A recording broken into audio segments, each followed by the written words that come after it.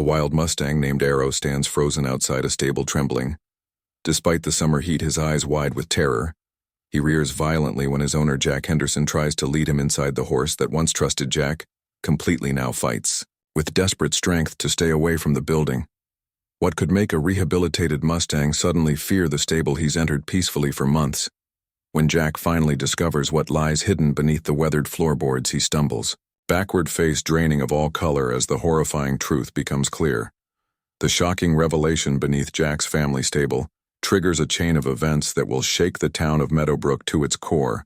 Powerful men have been hiding a deadly secret for decades, one that threatens thousands of lives and an entire ecosystem as mysterious illnesses spread through the community and pressure mounts on Jack to stay silent. He and Arrow become unlikely heroes in an extraordinary battle against corruption, with his estranged son returning to help uncover the truth. Jack must rely on a deep connection with the wild horse, whose instincts detected what humans couldn't see. Before it's too late for everyone in the valley, quick pause before we continue. Tell us, where in the world are you watching from if you're enjoying these stories? Make sure to hit subscribe because tomorrow's episode is absolutely mind-blowing. The sun rises over the rolling hills of Meadowbrook, Montana, casting long shadows across Whispering Pines Farm.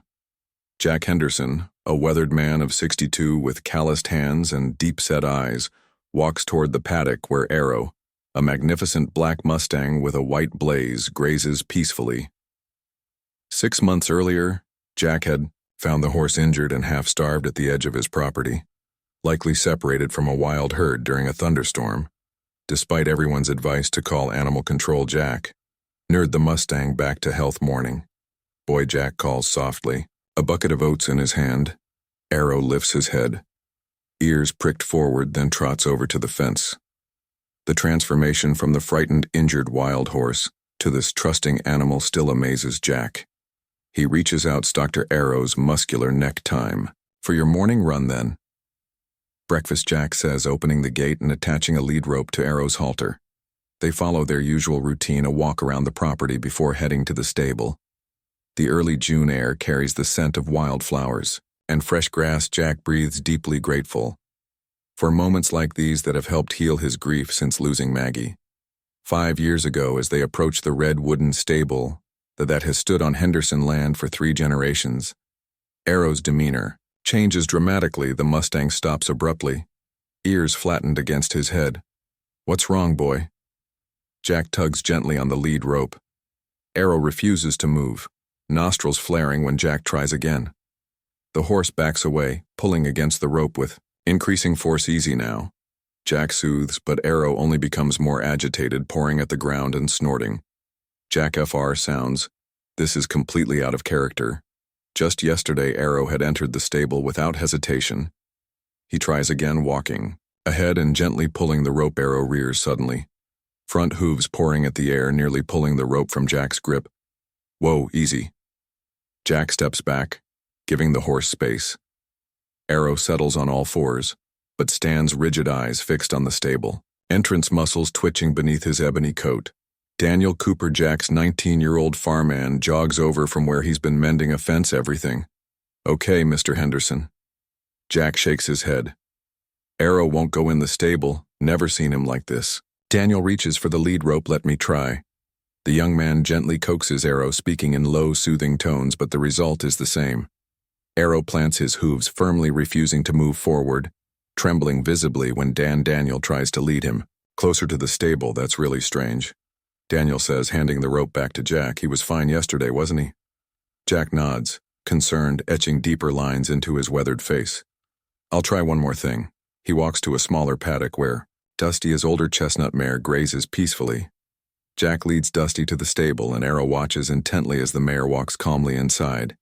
Jack brings Dusty back out, then tries once more with Arrow, hoping the Mustang will follow the mare's example. Instead, Arrow reacts even more violently, rearing and wheeing in distress. Jack releases tension on the rope, not wanting to injure the horse or himself. Something's really spooked him. Daniel observes. Jack stares at the stable, perplexed. I'll call Dr. Mitchell. Inside his farmhouse kitchen, a space filled with warm wood and faded gingham curtains Maggie had sewn years ago. Jack dials the veterinarian's number. The walls are adorned with photographs chronicling the Henderson family history on this land. Jack's grandparents standing proudly before a much younger version of the stable, his parents. On their wedding day, Jack and Maggie with their young son Tom before he left for college and never really returned. Dr. Sarah Mitchell answers on the third ring. Large animal vet Sarah. Speaking, Sarah hits Jack Henderson. I've got a situation with Arrow. Is he injured? Concern colors. Her voice immediately. No, nothing like that. He's refusing to enter. The stable, complete panic reaction. Never seen anything like it. Especially from him. There's a pause on the line. Has anything changed in the stable? New equipment, chemicals, another animal? Nothing. It's exactly the same as yesterday when he went in. Fine. Any changes in feed or water? None. Sarah sigh. It could be a number of things. Horses can sense things we can't. Changes in air pressure, vibrations maybe. Even caught scent of a predator that passed through overnight. I can come by this afternoon around 4. I'd appreciate it, Jack says, running a hand through his silver stray hair after hanging up. Jack returns outside where Daniel has taken Arrow back. To the paddock, the Mustang appears calmer now, though he occasionally lifts his head to stare at the distant stable. Dr. Mitchell coming? Daniel asks. Later today. Jack confirms in the meantime. Let's check the stable. Maybe there's something we're missing. Inside the stable, sunlight streams through high windows illuminating dust mows dancing in the air. The familiar smells of hay, leather, and horses greet them. Everything seems normal. 6 stalls lined up along both sides, a tack room at the far end, hay stored in the loft above. Jack and Daniel inspect each stall carefully. Nothing out of place that I can see, Daniel says after they've checked every corner. Jack nods but can't shake his unease. He kneels down in Arrow's usual stool, running his hand along the wooden floor. The boards feels lightly damp in one corner, which is unusual, given the dry weather they've had. Daniel, bring me that flashlight from the tack room, would you? Jack presses his palm against the damp floorboards. There's a subtle give to them that shouldn't be there. Using the flashlight Daniel brings, Jack examines the planks more closely, noticing a hairline separation between 2 boards that doesn't appear in the rest of the flooring. Hand me that pry bar. Jack points to the tools hanging on the wall with careful leverage. Jack works the bar between the boards. They lift more easily than expected. Revealing darkness low, a musty chemical odor wafts up from the opening, causing both men to recoil. What is that smell? Daniel covers his nose with his sleeve. Jack shines the flashlight into the revealed space. The beam illuminates what appears to be an old tunnel extending beneath the stable, reinforced with timber supports that look decades old. I'll be damned, Jack mutters. Must be part of the old silver mine workings. My grandfather mentioned them, but said they were all sealed up when the mine closed in. The 40s. Daniel peers into the darkness. That doesn't smell like an abandoned mine. Mr. Henderson, that smells like chemicals. Jack nods grimly.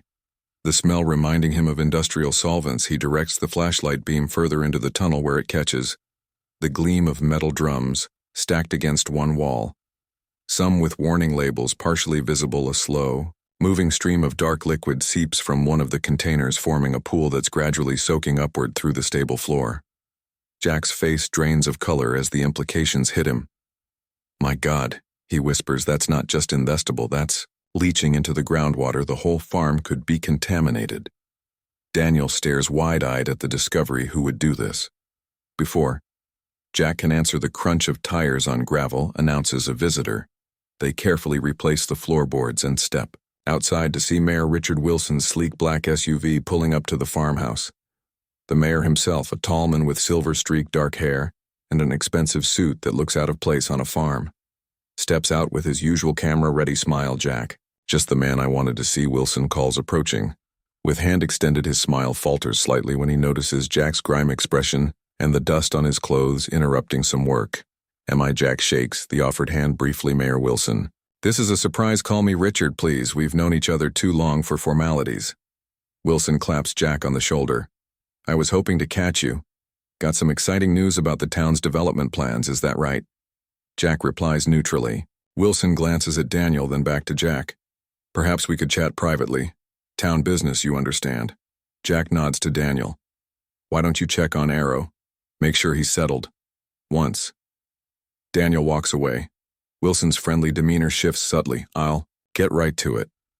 Jack, the town council has approved a significant expansion of our infrastructure improvement plan. Your property sits on a crucial water access point for the new development you're talking about. Crystal Creek, Jack says, referring to the stream that runs through the back portion of his land. Exactly. Wilson smiles broadly. We are prepared to make you a very generous offer for water rights and a small easement. Very generous? Jack studies the mayor carefully. Funny timing, Richard. Just when I find what Wilson interrupts, his smile never wavering, though his eyes sharpen. Jack hesitates, an instinct for caution suddenly overwhelming him. Just when I find myself considering the future of this place, getting older, you know. Can't run it forever. Relief flickers across Wilson's face so quickly Jack might have missed it if he hadn't been watching. For it precisely why this offer makes sense, let me leave some paperwork for you to review. The council's offering 3 times market value for the easement rights. Wilson retrieves a folder from his vehicle and hands it to Jack, who takes it without opening it. I'll look it over, Jack says, non-committed. Excellent. We'll need your answer within the week. Wilson glances toward the stable. How's that wild horse of yours working out still? Think you can domesticate him? Arrows coming along fine, Jack answers, deliberately vague. Wilson nods. Well, don't let me keep you from your work. Think about the offer, Jack. It's a chance to secure your future. As the mayor drives away, Jack stands, motionless, the folder in his hands and a deep unease settling in his gut. The timing is too convenient. Somehow Wilson knows about the tunnel and what's hidden there. The question is, how involved is he? Dr. Sarah Mitchell arrives precisely at 4, her battered truck pulling up beside Jack's house. She steps out, a tall woman with auburn hair pulled back in a practical ponytail, dressed in jeans and a chain shirt rolled to the elbows. Jack, she greets him warmly, retrieving her veterinary bag from the truck bed. So where's our troubled patient? Jack leads her to the paddock, where Arrow stands alert, watching their approach. The Mustang allows Sarah to examine him, familiar with her after months of care. Following his rescue, he seems physically fine. Sarah notes after a thorough Jack vitals, normal, no signs of injury or illness. It's his behavior that concerns me, Jack explains, recounting the morning's events and Arrow's violent refusal to enter the stable. He debates whether to tell her about the discovery beneath the floorboards, but decides against it until he understands more. Sarah watches Arrow thoughtfully. Let's try approaching the stable again. I want to see his reaction for myself. As they lead Arrow toward the vestibule, his behavior changes exactly as Jack described. The closer they get them, or distressed, the horse becomes finally rearing up and pulling away with such force that Sarah almost loses her grip on the lead rope. Ooh, easy boy, she soothes, stroking his neck as he calms. You weren't exaggerating, Jack. Something about that stable has him truly terrified. Any explanation? Jack asks. Sarah shakes her head. Horses have much keener senses than we do. They can detect things we can't. Sounds, smells, even changes in the earth, in the wild. This instinct keeps them alive. Jack absorbs this, thinking about the chemical smell from the tunnel, so he could be sensing something dangerous. Possibly, Sarah agrees. Is there anything unusual? You've noticed any strange smells? Sounds. Jack hesitates, then makes a decision. There is something, but I need to show you. Inside the step table, Jack reveals the loose floorboards in the tunnel beneath. Sarah's expression grows increasingly alarmed as he shines the flashlight on the leaking drums. Jack, this is serious, she says quietly. Those look like industrial waste containers if they're leaking into the groundwater. I know. Jack's voice is grim, and the mayor showed up right after we found this, talking about buying water rights to Crystal Creek. Too much of a coincidence. Sarah's eyes. Well, you think Mayor Wilson is involved in this? Can't say for sure, but someone's been using these old mine tunnels as a dumping ground, and now they're trying to buy my land. Sarah runs a hand through her hair, visibly distressed. You need to report this Jack, EPA, State Environmental Agency, and say what that. I found some mysterious barrels under my stable without knowing what's in them or who put them. There. Sarah looks at him intently. What are you going to do? Jack replaces the floorboards carefully.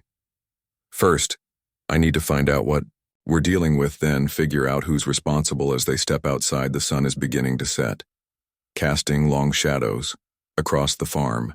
Arrow watches them from the paddock, his stance alert, ears forward. No wonder he refused to enter. Sarah says, softly, he was trying to warn you. Jack nods, a newfound respect for the Mustang washing over him. Smart boy. Recognized danger before we had a clue in the fading light. Jack makes a decision. Sarah, I need to ask a favor. Can you test a water sample from my well? Quietly, without raising suspicions. Sarah hesitates only briefly. I have a friend at the university lab in Cedar Valley. I'll need to be discreet about where it came from. I'd appreciate that. Jack's weathered face is calm in the twilight. Something tells me we've stumbled onto something bigger and more dangerous than a few illegal drums. As night falls over Whispering Pines farm, Jack sits on his porch, a glass of whiskey in hand, watching Arrow's silhouette in the moonlit paddock. The Mustang stands facing the stable as if standing guard in the morning. Jack will need to decide who to trust and how to proceed. For now, he takes comfort in knowing that at least one being on this farm had the instinct to recognize danger, even when it was hidden beneath the surface. Telling and preparing this story took us a lot of time, so if you're enjoying it, subscribe to our channel. It means a lot to us now. Back to Vestry. Morning arrives with a heavy mist blanketing Whispering Pines farm. Jack stands at his kitchen window, coffee mug in hand, watching the fog swirl around the stable. He barely slept, his mind racing with the implications of what he found. The phone rings, startling him from his thoughts. Jack, it's Sarah. I need you to come to my clinic right away. The urgency in her voice sends a chill through him. What is it? Not over the phone, just come. 30 minutes later, Jack walks into the Meadowbrook veterinary clinic. Sarah ushers him quickly into her back office, closing the door behind them. Her face is drawn with worry as she unfolds a paper on her desk. I pulled some strings to get your water tested immediately. She taps a section of the report highlighted in red.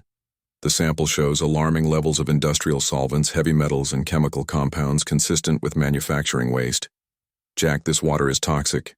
Jack stares at the report. His worst fears confirmed. How bad? Bad enough that prolonged exposure could cause serious illness. If this is seeping into your groundwater, it could affect everything.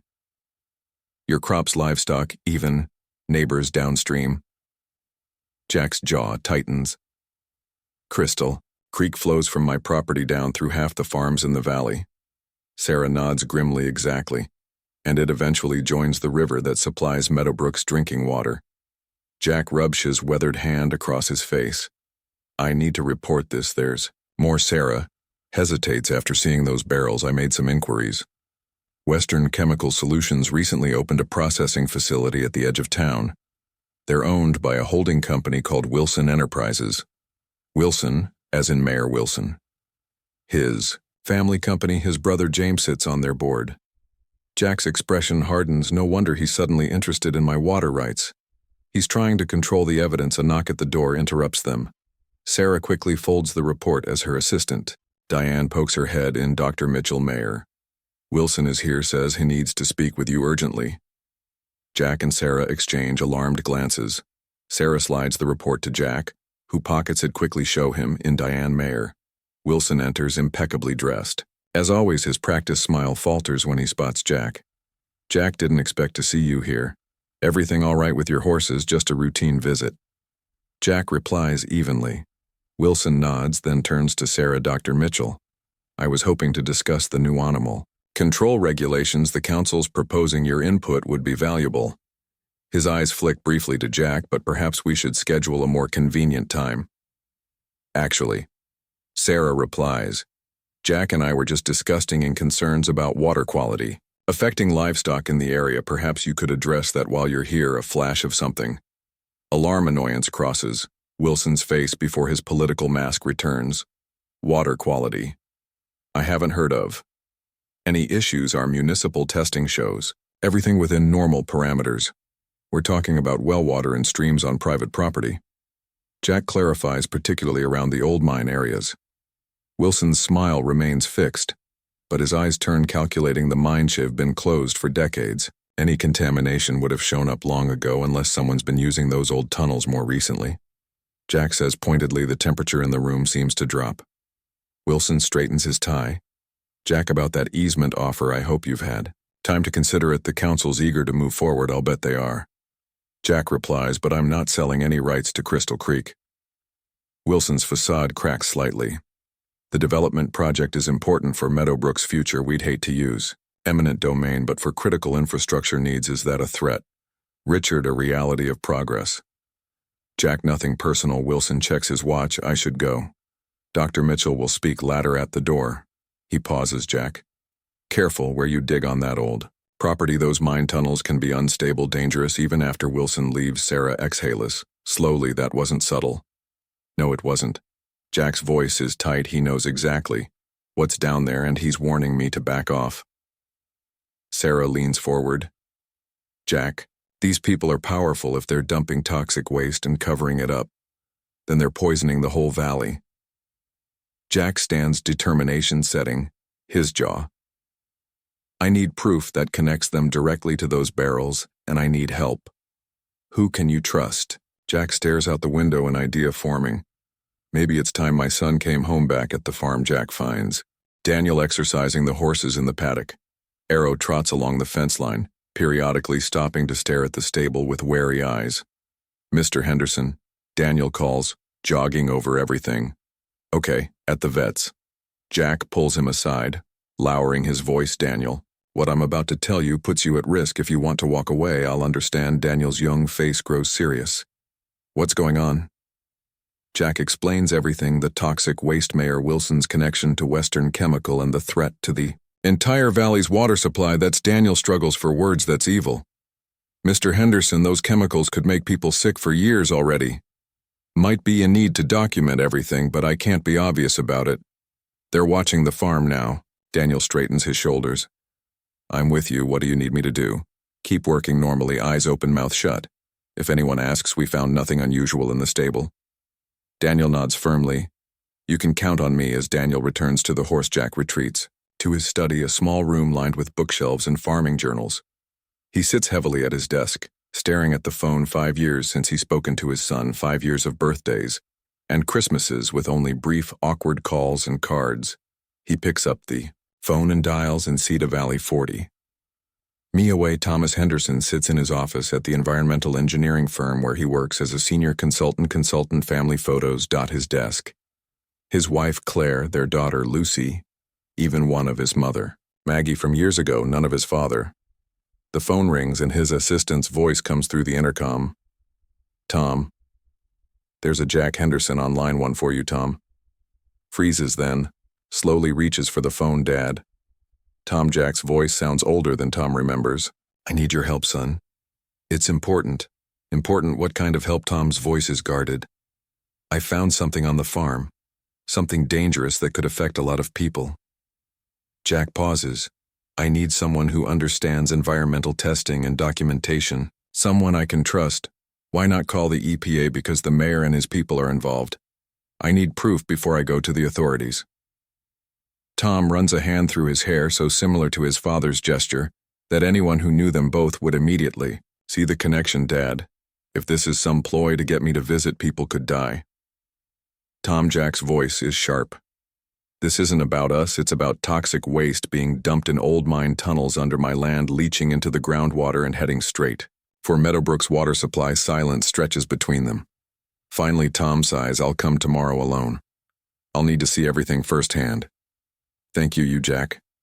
Hesitate. Shows CLA and Lucy. They're fine. Lucy asked about the farm again last week. She's welcome anytime you all are. Let's deal with one thing at a time. Dad. Tom's voice softened slightly. I'll see you tomorrow that evening.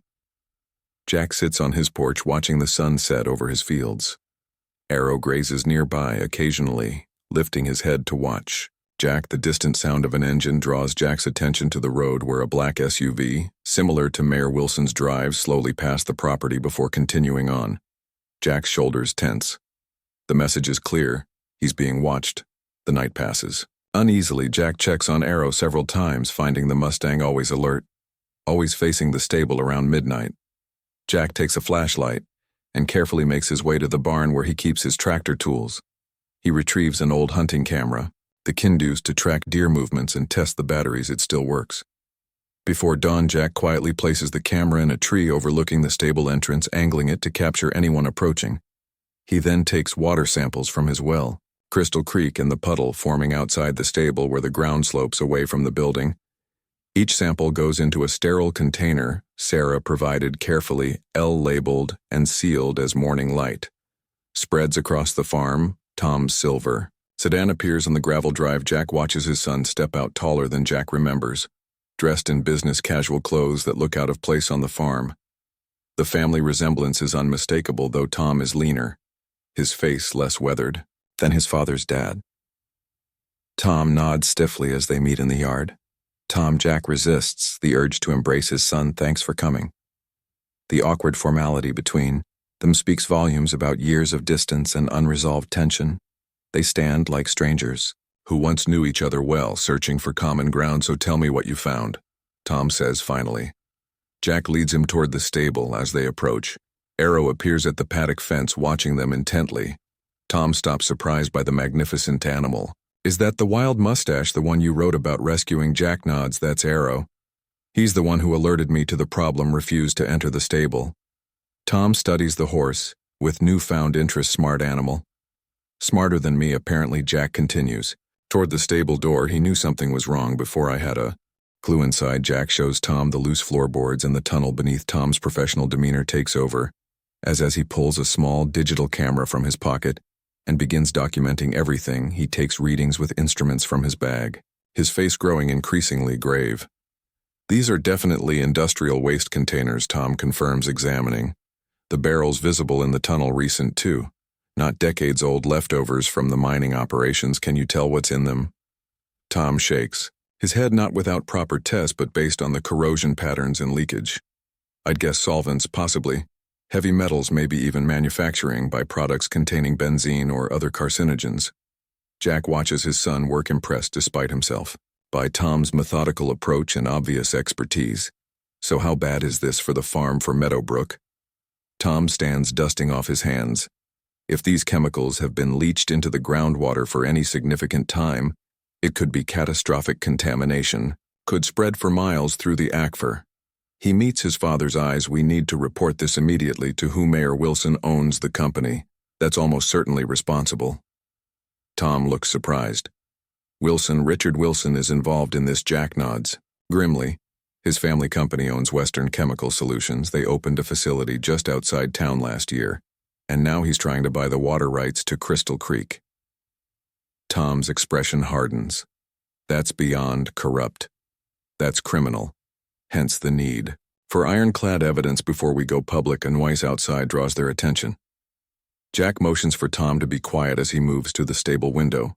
A truck he doesn't recognize is parked at the far end of the drive, and two men in work clothes are walking toward the house. "Wilson's people," Jack whispers. "We need to hide this." They quickly replace the floorboards and scatter hay over them. Jack leads Tom out the back of the vestibule just as the men approach the front. "Mr. Henderson," one calls out. "Meadowbrook Water Department. We're here to check your well." Jack steps around the corner, positioning himself to block their view of Tom, who slips away toward the house.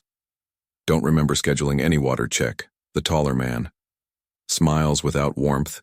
"Routine testing. Sir Mayor's orders. All properties along Crystal Creek are being monitored for quality assurance. Is that right?" Jack keeps his voice neutral. "Well, my well's over by the house.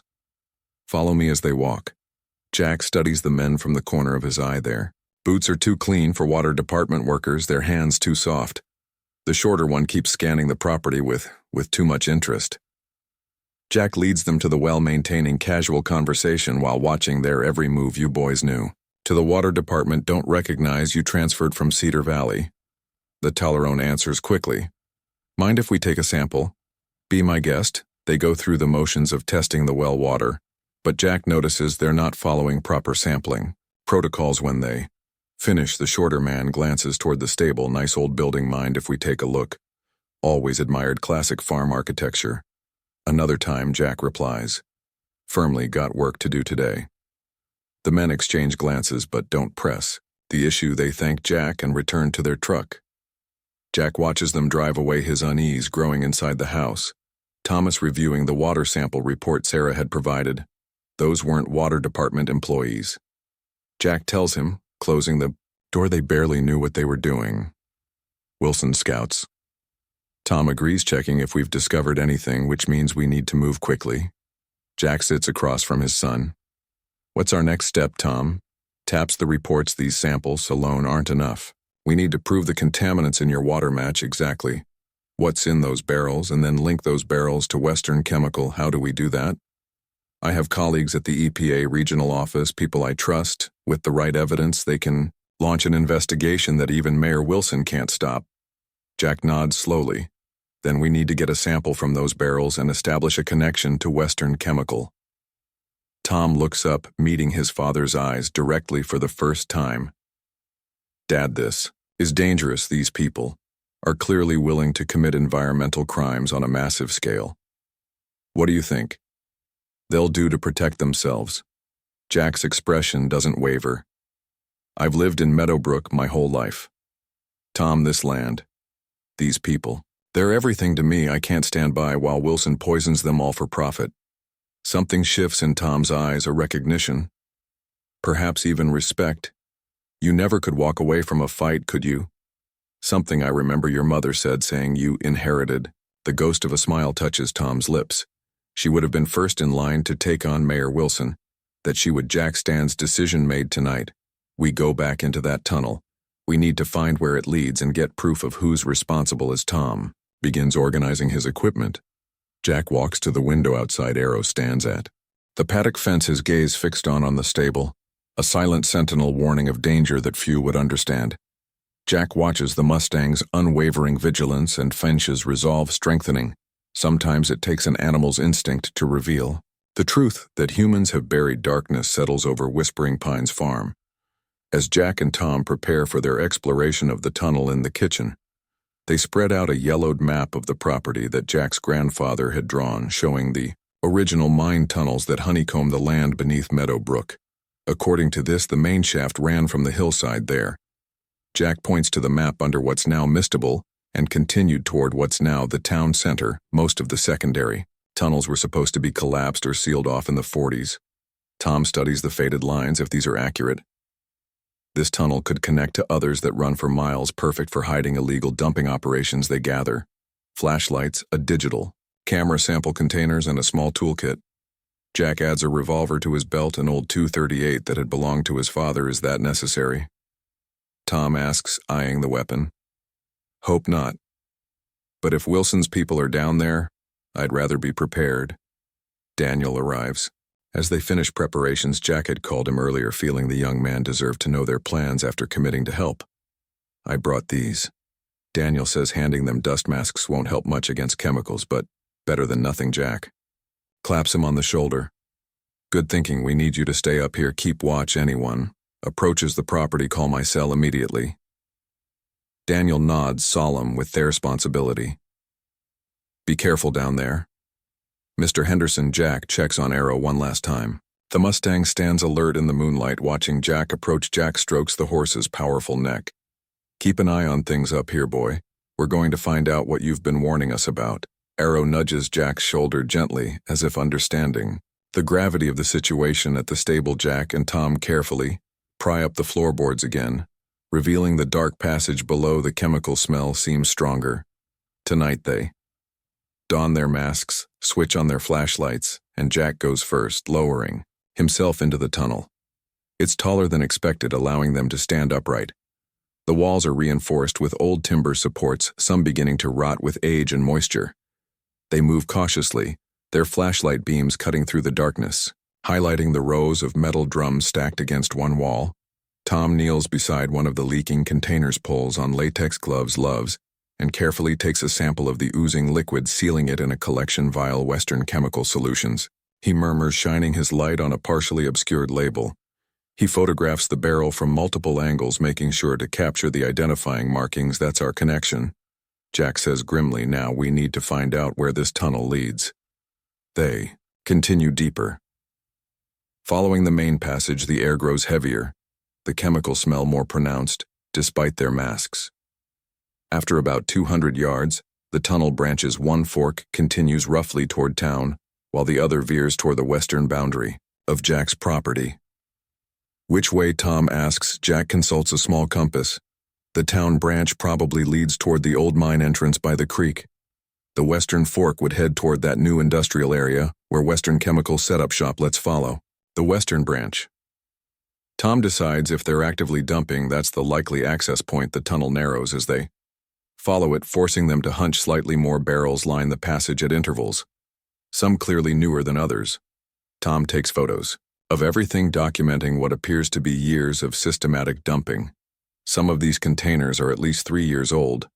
Tom notes, examining the corroded metal O-folder drums. Wilson's been doing this since before Western Chemical officially opened. Here Jack's expression darkens behind his mask.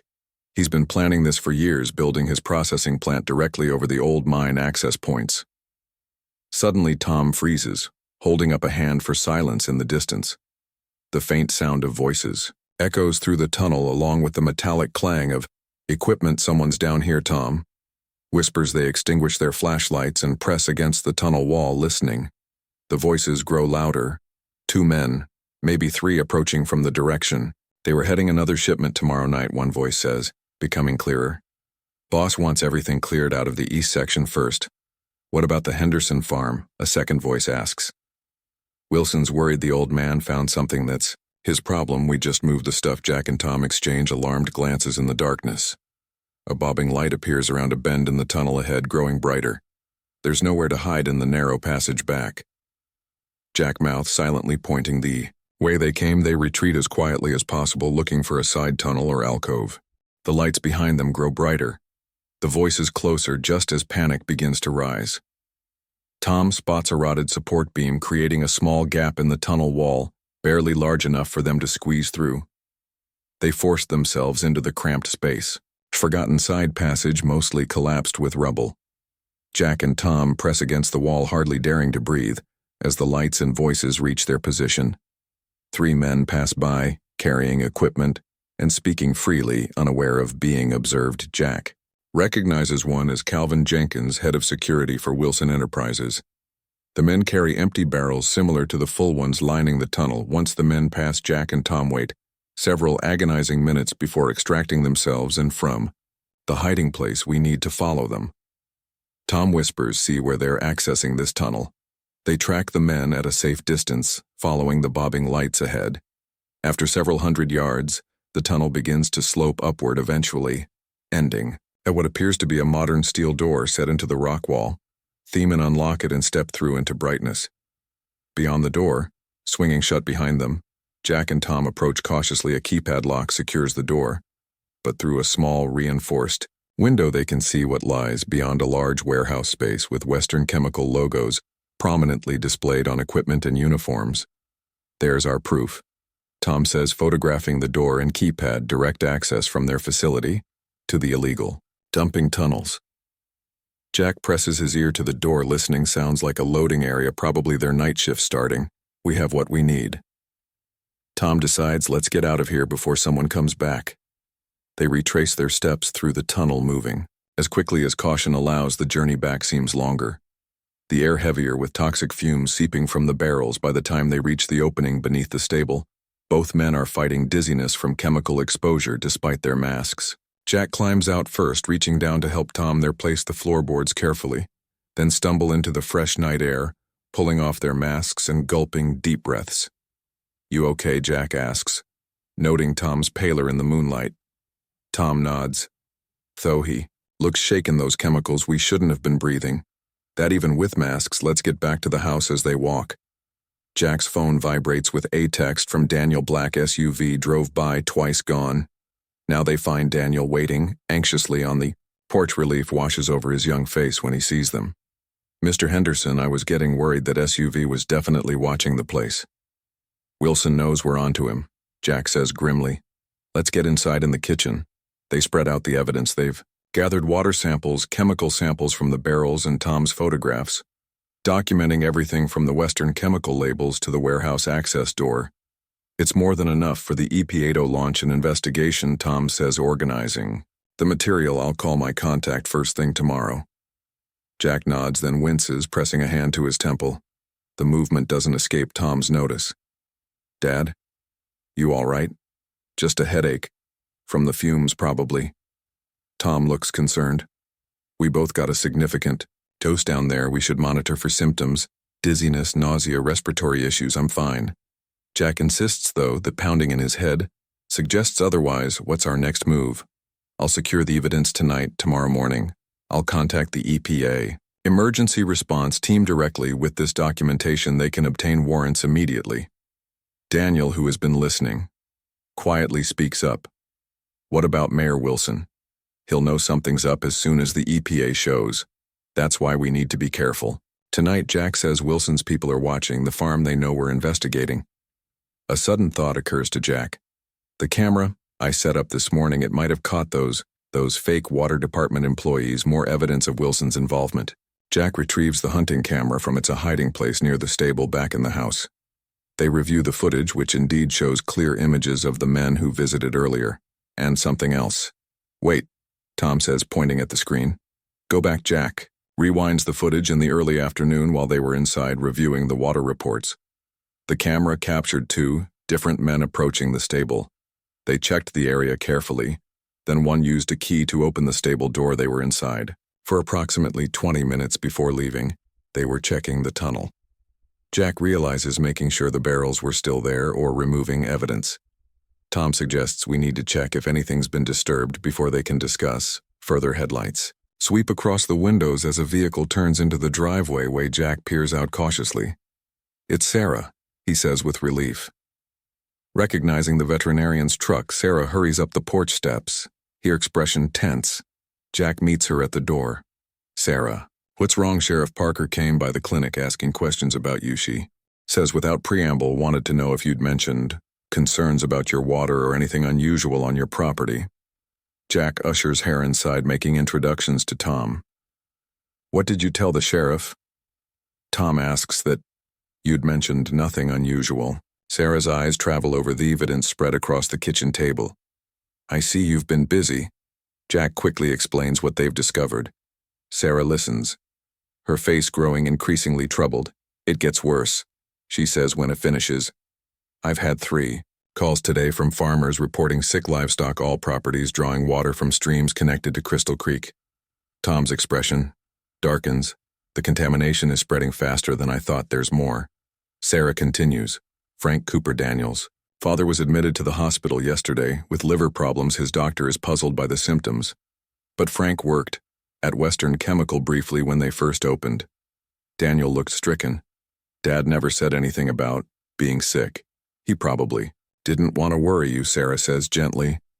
But I spoke with Nurse Miller. There's been an unusual increase in unexplained illnesses in Meadowbrook over the past year. Respiratory problems, unusual rashes, liver and kidney issues. The implications hang heavily in the room. Jack thinks of Arrow. How the Mustang had sensed the danger while humans remained oblivious, as the poison slowly spread through their community. We need to move. Move fast. Tom decides. First thing tomorrow, I'll contact. A loud crash interrupts him as the kitchen window shatters, something heavy landing on the floor. Before anyone can react, the object begins spewing thick smoke out. Jack shouts, recognizing a smoke bomb. Everyone out. Now they rush for the door, coughing as the acrid smoke fills the kitchen outside. They're met by blinding floodlights illuminating there from multiple vehicles that have surrounded Ed. The house, shadowy figures move in the darkness, beyond the lights. Meadowbrook Sheriff's Departmenta. A voice announces, through a megaphone, Jack Henderson, you're under arrest for trespassing on Western Chemical property and theft of corporate materials. Sheriff Parker steps into the light, accompanied by 2 deputies and several men in plain clothes who Jack recognizes as Wilson's security team, including Calvin Jenkins from the tunnel.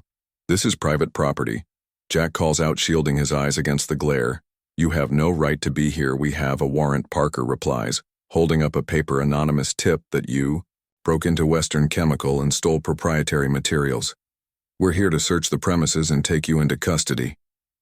Tom steps forward. Sheriff, my father hasn't left his property today. I've been with him since morning, and you are? Parker asks, skeptically. Thomas Henderson, environmental engineer with Riverdale Associates. We've been documenting illegal toxic waste dumping occurring on this property.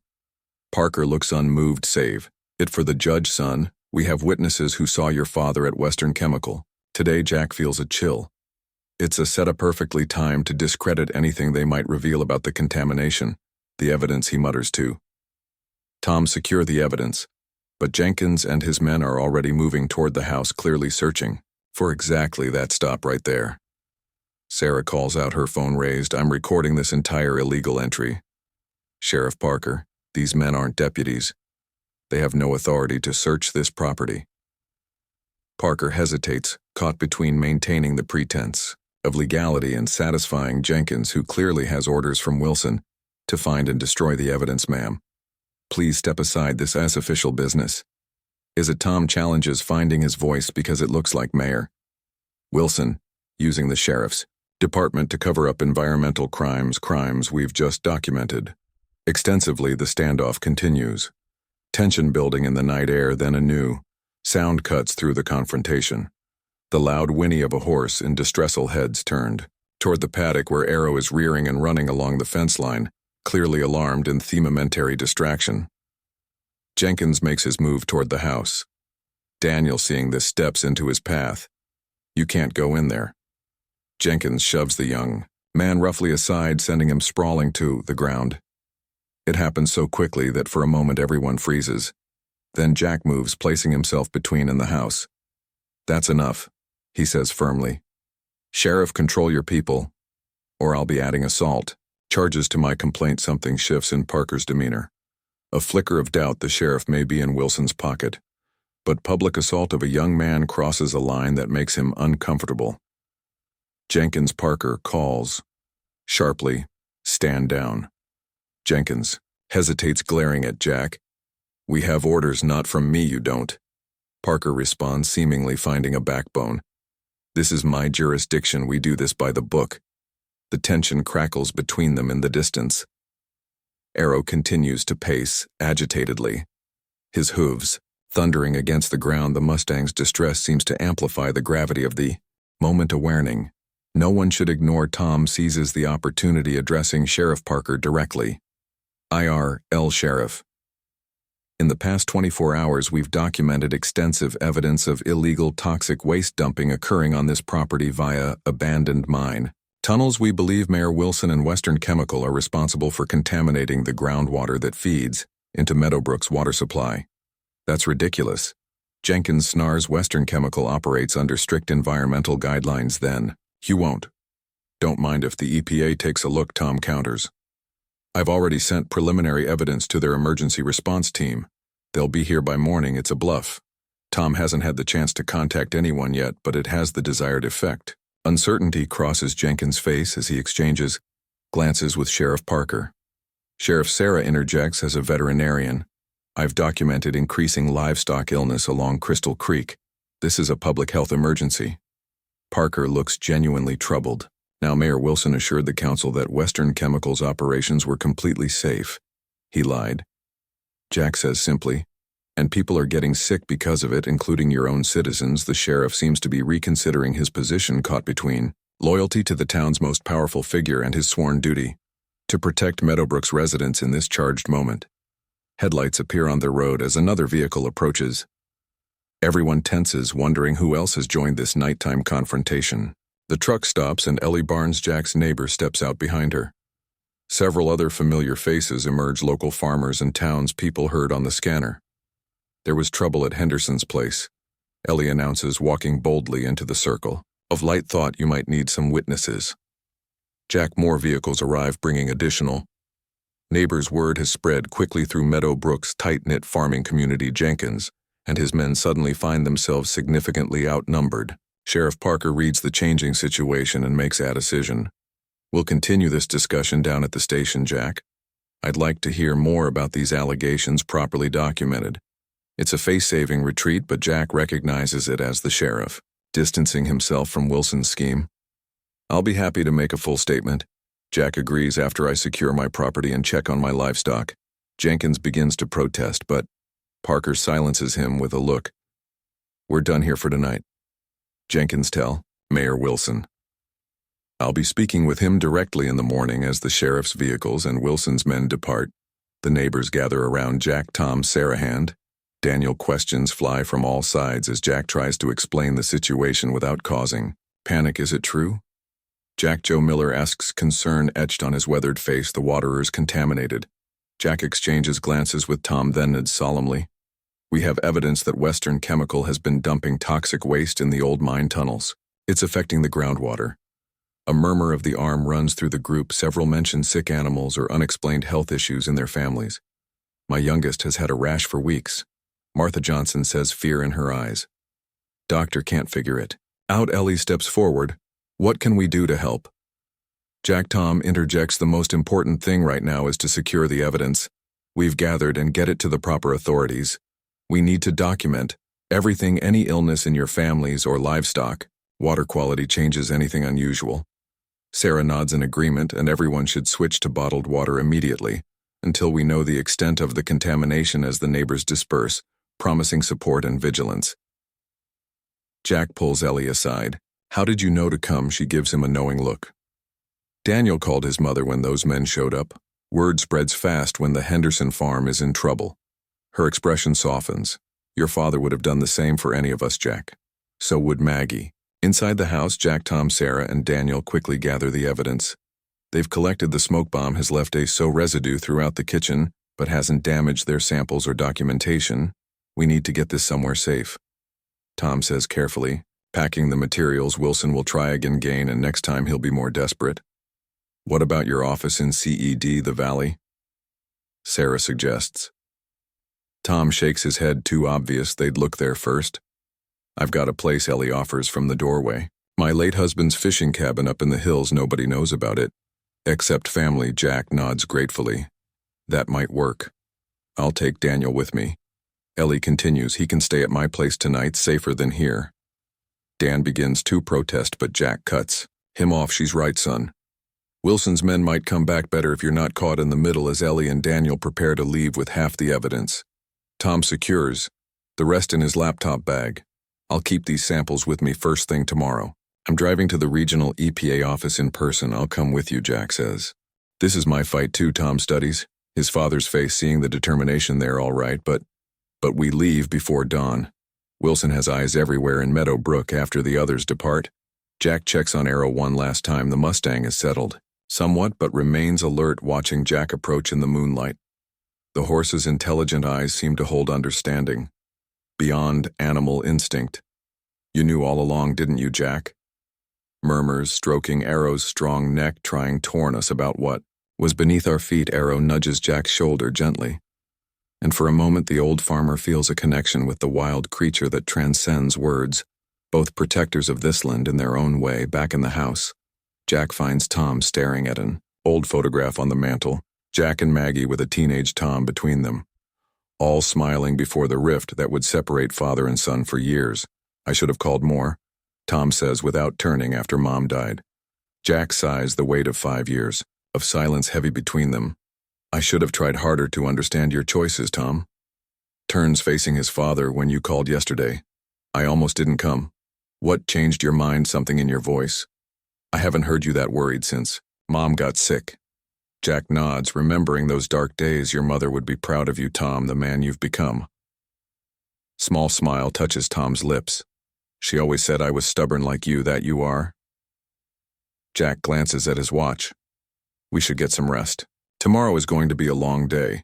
As Jack settles into his bed, exhaustion finally catching up with him, he hears the distant sound of Arrow's warning, whinny from the Padaka sound. He now recognizes as the Mustang's alarm. Rising quickly, he moves to the window and scans the property in the moonlight. He catches glimpses of movement, shadowy figures approaching the stable. Wilson's men returning as he feared they might. Jack reaches for his phone to warn Tom, but his son is already at the bedroom. Toward their back, Tom whispers, heading for the stable. Jack grabs the revolver from his nightstand. They're looking for more evidence or trying to remove what's already there. Dad, we should call the sheriff. Parker made his choice for tonight. But he's still Wilson's man, Jack says grimly. By the time he got here, they'd be gone along with any evidence in that tunnel. Tom's expression is troubled. What are you planning to do? Jack checks the revolver, just going to make sure they don't tamper with Our crime scenes stay here and be ready to record anything that happens before Tom can protest. Further, Jack slips out the back door, keeping to the shadows as he approaches the stable. 3 men are already inside, their flashlights visible through the windows. Jack recognizes Calvin Jenkins' voice giving instructions: clear out, everything with Western chemical markings. Mayor wants no connections left. Jack positions himself by the stable door, revolver ready, but hoping he won't need to use it. He waits, listening as Thiemen work inside, occasionally catching fragments of their conversation. Moving the remaining barrels tonight. Close the tunnel access permanently. Old man and his son won't know what hit them. The last comment sends a chill through Jack. Whatever Wilson is planning next goes beyond covering up evidence. Jack steps back, deciding confrontation is too risky. Better to document their activities and add it to their case against Wilson. As he turns to retreat, his foot catches on a loose board, creating a loud crack in the night silence. The voices inside fall instantly quiet. Someone's out there, Jenkins hisses. Jack moves quickly, ducking behind the corner of the stable as the men burst out, flashlights sweeping the darkness. He holds his breath, pressing against the weathered wood check. The house. Jenkins orders one of the men, I'll search the barn. The third man moves toward Jack's hiding place, flashlight beam inching closer. Jack grips the revolver tighter, calculating his options. He's too exposed to run, and at 62, he's no match for these younger men in a physical confrontation. Just as the light is about to reveal his position, a thunderous sound erupts from the paddock. Arrow charges the fence nearest the stable, rearing and whining loudly, creating a spectacular distraction. The men's attention snaps toward the commotion, their flashlights swinging to illuminate the agitated Mustang. It's just the horse. One calls out relief, evident in his voice. Jenkins isn't so easily convinced. Miller, check over there anyway. He orders, pointing near Jack's position before Thiemen can comply. Blue and red lights suddenly flash at the end of the driveway. A patrol car approaches slowly. It's spotlight sweeping the yard. It's the sheriff. Jenkins curses everyone back to the truck now. The men scrambled toward a vehicle parked behind the barn, disappearing into the darkness. As Sheriff Parker's cruiser pulls up to the stable, Jack remains hidden, watching as Parker steps out alone. Flashlight in hand, the sheriff surveys the area, then calls out, I know you're here, Jenkins, and I know Jack Henderson is watching too. Both of you come out now. After a moment's hesitation, Jack steps from his hiding place, revolver lowered but still in his hand. Sheriff Parker flashlight finds him, put the gun away. Jack, there won't be any shooting tonight. Jack complies, tucking the weapon into his belt. Your timing is interesting. Parker's weathered face reveals little. Got a call from Deputy Collins, said he saw suspicious vehicles heading toward your place after I left. Thought I should check it out personally. Jenkins and his men were removing evidence from the tunnel. Parker noted slowly, I figured as much. Wilson's been calling me nonstop since I left here. Earlier seems quite concerned about what you might have found. Jack studies the sheriff carefully. Which side are you on? Bill Parker. Sigh heavily, suddenly looking every bit his 63 years. I've been sheriff in Meadowbrook for 22 years. Jack's seen mayors come and go. Wilson's the worst of them, too much money, too much ambition, yet you've backed his plays until now. A man in my position has to choose his battles, Parker admits, but poisoning the town's water that crosses a line I can't ignore. He gestures toward Jack's house, where Tom stands watching from the porch. You and your son better get that evidence somewhere safe tonight. I can't guarantee what happens tomorrow. Wilson's got that much influence. Parker's expression is grim, more than you know. He's already called the county commissioner, claiming you're making false accusations to block his development plans. By morning there'll be lawyers involved. Jack nods, understanding.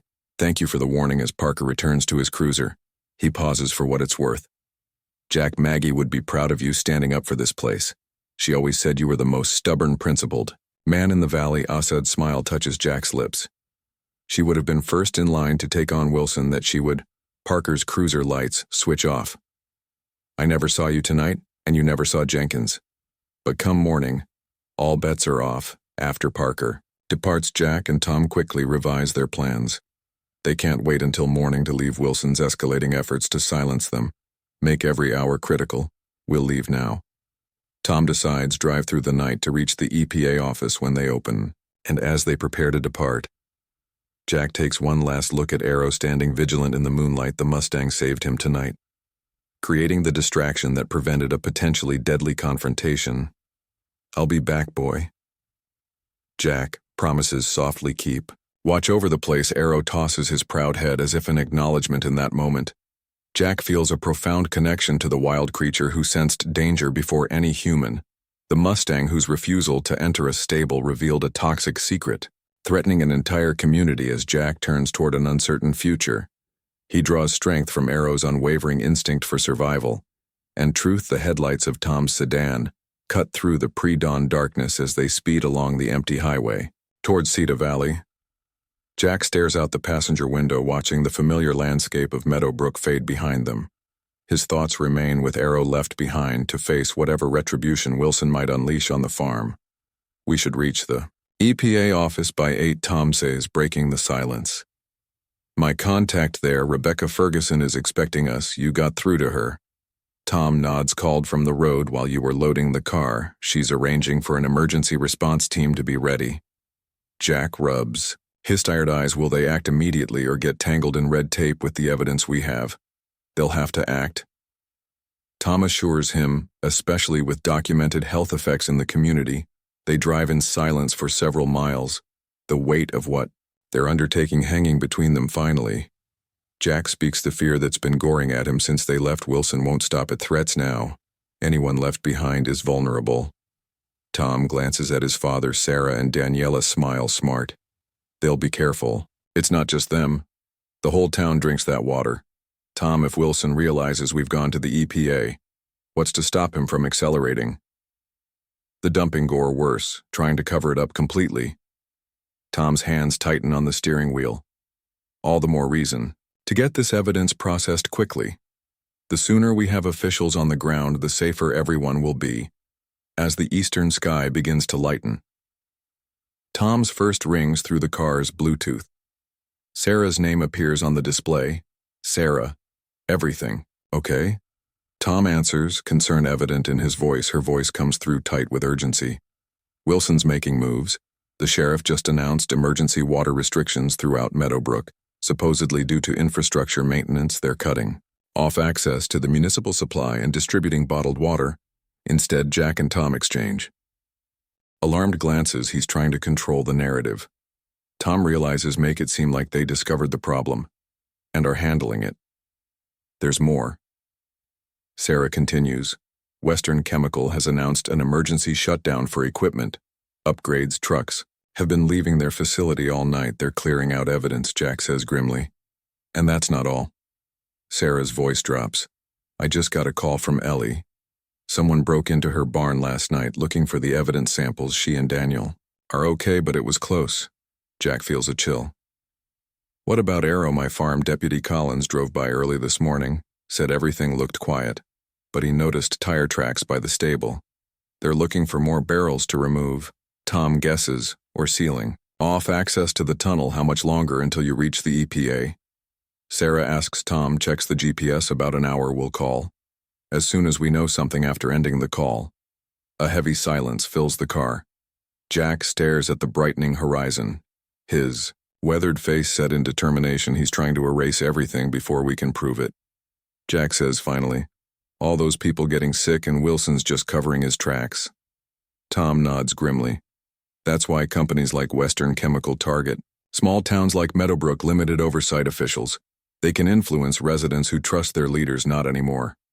Jack replies, "Once people learn what's happening, they'll fight back if they get the chance." Tom counters. "Environmental cover-ups can be remarkably effective. Just look at what happened in Flint, Michigan. The mention of Flint, where contaminated drinking water poisoned thousands, hangs between them like a specter of what Meadowbrook might face." They arrive at the regional EPA office in Cedar Valley. Just as it opens, the building is modern and official looking, a stark contrast to Meadowbrook's small-town architecture. Inside, Tom asks for Rebecca Ferguson, showing his professional music credentials. Rebecca meets them. In a conference room, a focused woman in her late 30s with sea-brown hair and a Noon's demeanor. She shakes their hands firmly. "Tom's told me the basics." She says, "Getting right to business. You have evidence of illegal toxic dumping in abandoned mine tunnels." Jack nods, opening the container of samples they brought. These are from barrels marked with Western Chemical Solutions labels. We have photos documenting their location in tunnels that run beneath my property and connect to Western Chemicals. For facility. Tom adds his laptop to the table, opening files of photographs they took. We also have water samples from multiple locations showing contamination in the groundwater and Crystal Creek, which feeds into Meadowbrook's water supply. Rebecca examines everything methodically, her expression growing increasingly concerned. This is extremely serious. The chemical signatures in these samples match known manufacturing byproducts from polymer processing, highly toxic compounds with documented carcinogenic properties. People in town are already getting sick. Jack explains livestock too. Rebecca's professional demeanor cracks slightly, revealing genuine alarm. How long has this been going on? We found evidence of dumping dating back at least 3 years, Tom answers, since before Western Chemical officially opened their Meadowbrook facility. The mayor is directly involved. Jack explains Wilson's connection to the company, the attempts to buy his water rights, and the increasingly desperate efforts to silence them and remove evidence. Rebecca takes notes throughout, asking occasional clarifying questions. When they finish, she sits back, her decision already made. I'm activating our emergency response protocol. We'll have a team in Meadowbrook. By this afternoon, she begins type in rapidly on her computer. I need to get warrants drafted immediately before more evidence disappears. Relief washes over Jack. Someone is finally listening, finally taking action. What happens now? He asks you to. Stay here, Rebecca instructs. I need formal statements. You're from both of you. Meanwhile, I'll assemble a team and coordinate with state environmental officials. We'll need local law enforcement cooperation as well, which might be complicated given what you've told me about Sheriff Parker. The sheriff might help if approached correctly. Jack suggests he's in Wilson's pocket, but he has limits when he realized people were getting sick. He warned us. Rebecca nods, absorbing this information. Good. To know I'll have our legal team contact the state attorney general's office as well. This level of environmental crime with documented public health impacts will likely trigger a criminal investigation, as Rebecca leaves to make arrangements. Tom turns to his father. This is really happening. Wilson's finally going to face consequences. Jack's expression remains cautious. Don't underestimate him, Tom. Men, like Richard Wilson, have resources and connections. We can't imagine he won't go down without a fight. Throughout the morning, Jack and Tom provide detailed statements while Rebecca coordinates the EPA response. By noon, the small conference room has become command central for what's quickly evolving into a major environmental investigation. Maps of Meadowbrook cover one wall with the mine tunnel system outlined in red. Photos of the Western Chemical facility and the barrels they discovered are displayed prominently. Jack's phone rings, Sarah calling with an update. Wilson's called an Mercy Town Council meeting. She reports he's claiming there's been irresponsible fear-mongering about water quality issues. Says Western Chemical has always operated with the highest environmental standards. Classic deflection. Tom comments loud enough for Sarah to hear. Make it sound like we're. The problem is the EPA team on. The way Sarah asks should be arriving within hours. Jack confirms don't confront Wilson directly. Sarah, it's too dangerous until the authorities are in place. Too late. Sarah responds grimly. I've been served with a cease and desist order demanding I stop spreading false information harmful to public confidence. Dr. Helen Carter at the medical clinic got one too after she started asking questions about the optic and unusual symptoms. Jack's concern deepens. Wilson is trying to silence anyone who might support our claims. It gets worse. Sarah continues, I just heard from Daniel. Western Chemical security personnel have blocked access to your farm, Jack. They're claiming it's for public safety due to structural concerns with the stable alarm. Shoots through Jack. Arrow is still there. What about Barney and the other animals? Daniel says the animals seem okay for now, but no one's allowed onto the property. Sheriff Parker's deputies are enforcing the order after ending the call. Jack paces the conference room anxiously. They've seized my property. Tom, who knows what evidence they're destroying right now? Tom immediately finds Rebecca explaining the situation. She responds with controlled fury, immediately getting on the phone with her. Superiors, they've accelerated our timeline. She tells Jack and Tom after finishing her call the response team is being diverted directly to your farm. State police will meet them there with warrants in hand. Wilson's overplayed his hand seizing. Private property without proper authorization gives us grounds for immediate action. What about Arrow and my other animals? Jack asks the warrants will allow us access. Rebecca assures him, but you should both head back to Meadowbrook, now your presence will be valuable once we begin the official investigation. As they prepare to leave, Rebecca's phone rings. Her expression darkens as she listens to the caller when she asks sharply, "Are you certain?" After hanging up, she turns to Jack and Tom with grave concern. There's been an environmental emergency declared at Western Chemical, reports of a chemical spill, requiring immediate containment. They're evacuating the facility and surrounding areas. Jack and Tom exchange knowing glances. It's no accident, Tom says. They're destroying evidence, creating a crisis to cover their tracks. Rebecca nods grimly. My team will still proceed as planned, but this complicates things significantly. A containment operation gives them legitimate reason to restrict access and move materials, and if something accidentally contaminates the remaining evidence in those tunnels, all the better for Wilson.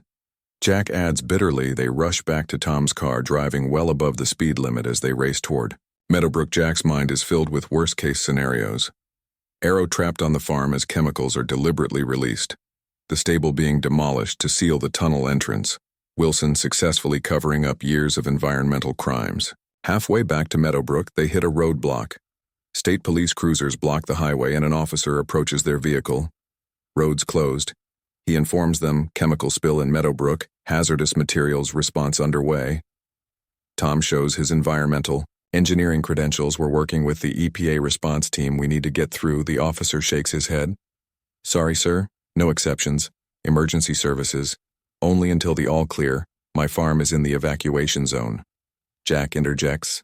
I have animals that need care. Livestock evacuation teams are handling affected properties. The officer replies unmoved. You'll need to wait at the emergency shelter in Cedar Valley. Frustrated but out of options, they pull over at a roadside diner just before the roadblock to regroup. Inside, the television is tuned to local news where Mayor Wilson is giving a press conference.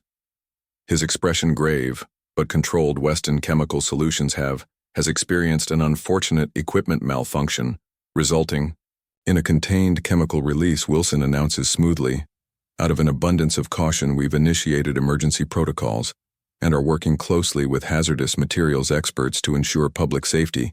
The camera pans to show emergency vehicles with flashing lights, workers in protective suits, and the controlled chaos of an environmental response. It's a masterfully staged scene designed to project competence and concern. This incident is unrelated to irresponsible rumors about water quality that have recently circulated. Wilson continues those claims made by individuals with personal grievances against the town's development plans have been thoroughly investigated and found baseless. He's rewriting the narrative completely. Tom mutters in disbelief, making himself the hero, managing a crisis instead of the villain who caused it. Jack watches Wilson's performance with mounting anger. He's sacrificing the whole town to save himself. Tom's phone buzzes with a text from Rebecca. State police escort arranged meet at checkpoint in 20 men. We have a way in. Tom tells his father, showing him the message. 20 minutes later, they're in a state police cruiser being escorted through the road toward Meadowbrook. The officer driving them, a serious young woman named Trooper Martinez, and fills them in on the situation. EPA called in federal authority under the Superfund emergency provisions. She explains, gives them jurisdiction over local law enforcement. Mayor's not happy about it. What's really happening at Western Chemical? Tom asks. Martinez's expression is grim. Can't say officially, but between us, this accident is awfully convenient timing. Hazmat team reported the release seems controlled, targeted at specific areas of the facility. As they approach Meadowbrook, the scene becomes surreal. Emergency vehicles line the streets and residents are being directed to evacuation buses. Martinez drives them through side roads, avoiding the main evacuation routes. Your EPA contact said to bring you directly to your farm. She explains their team is already. They're approaching Whispering Pines Farm. They see the property surrounded by official vehicles, EPA response team, trucks, state police cruisers, and what appears to be a mobile command center have transformed the quiet farm into an operational base. As soon as the car stops, Jack jumps out, scanning anxiously for Arrow.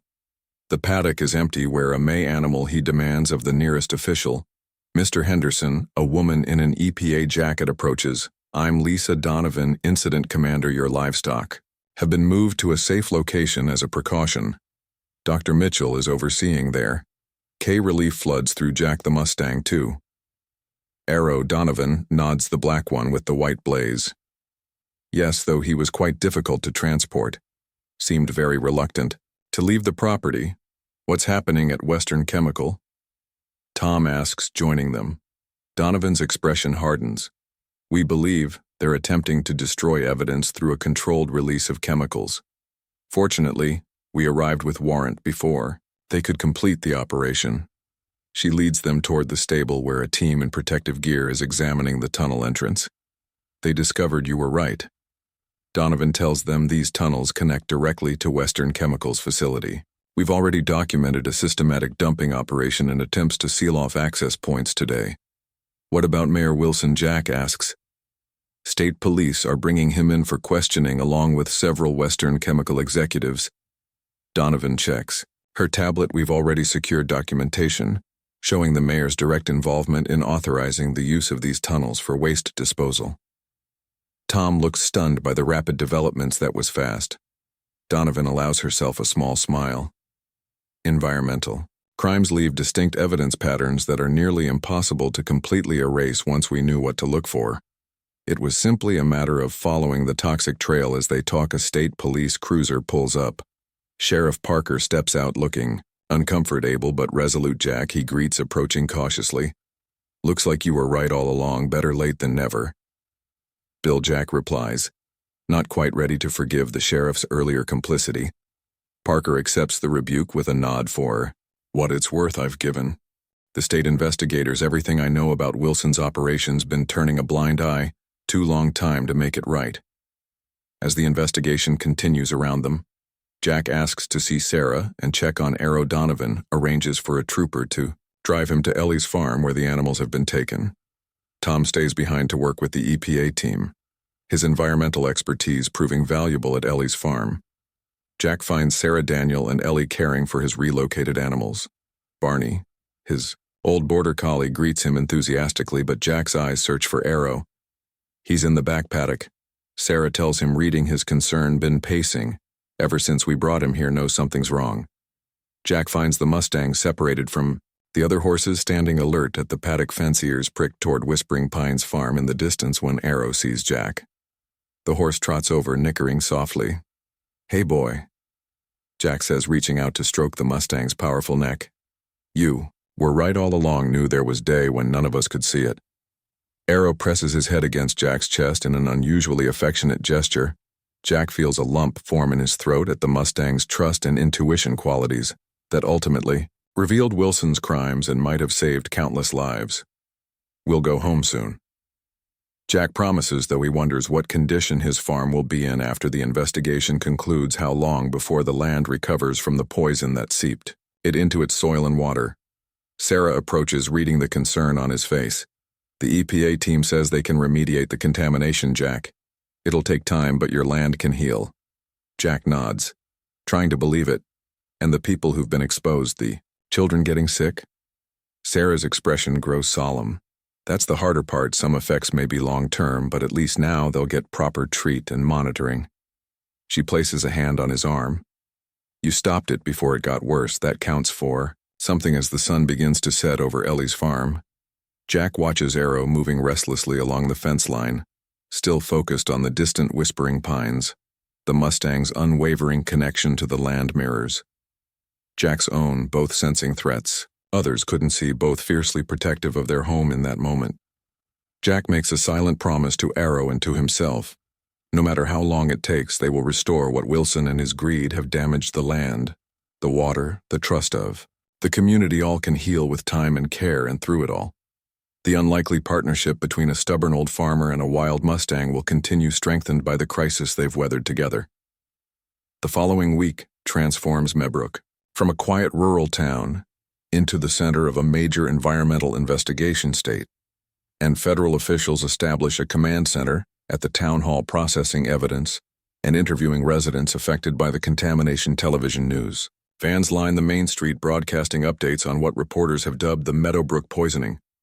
Jack spends his days divided between assisting investigators at his farm arm and checking on Arrow at Ellie's property. The Mustang remains, unsettled, frequently pacing along the fence line facing Whispering Pines farm, despite excellent care from Ellie and Sarah. Arrow seems to sense he's displaced temporary. He misses home.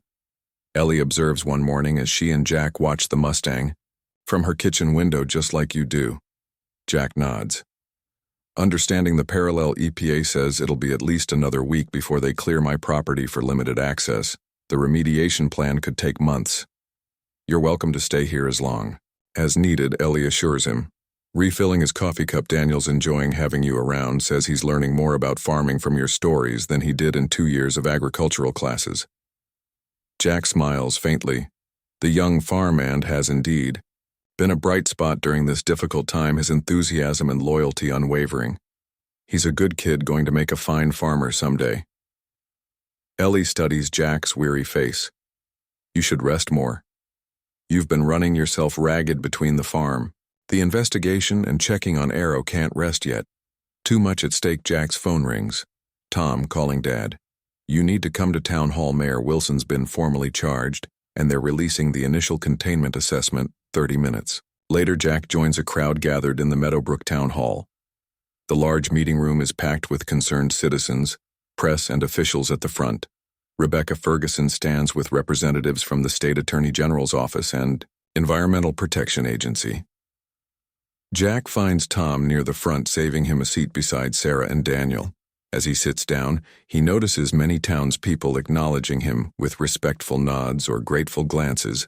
Word has spread about his role in exposing the contamination. Mayor Wilson has been charged with multiple environmental crimes, including illegal toxic waste.